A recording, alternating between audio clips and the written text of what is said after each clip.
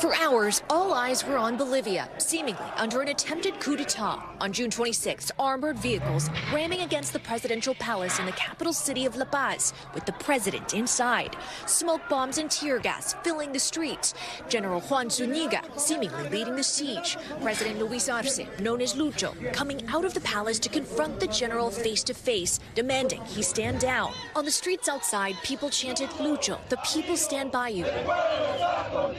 And General Zuniga was taken away. Arce stood triumphant with a raised fist in front of an adoring crowd.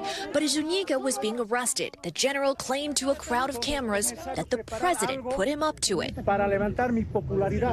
saying President Arce asked him to stage a coup to boost his own popularity. Former President Evo Morales, who will face Arce in an election next year, initially stood by the president. But now Morales joining Zuniga's claim, writing, "Arce deceived and lied to the Bolivian people and the world, calling for a complete and independent investigation." ¿Cómo engañó al mundo?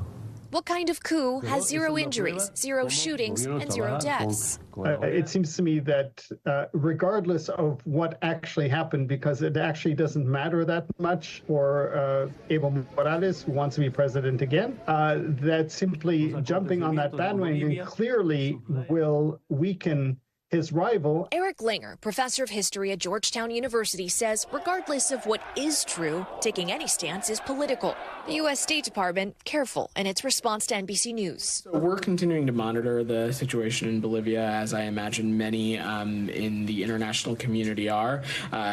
We understand and have taken note the number of viewpoints that have emerged in recent days, and we welcome independent analysis into the events of June 26th. As calls for an independent investigation grow louder, Arce's government has denied all claims. Arce fighting back, responding online, clearly what happened was a failed military coup. So far, at least 21 have been arrested, according to the Bolivian government, facing charges of terrorism and starting an armed uprising. But with Bolivia still in a dire financial crisis and an election between Arce and Morales next year, the people of Bolivia uneasy about what lies ahead. The long-term impact on Bolivia is greater instability.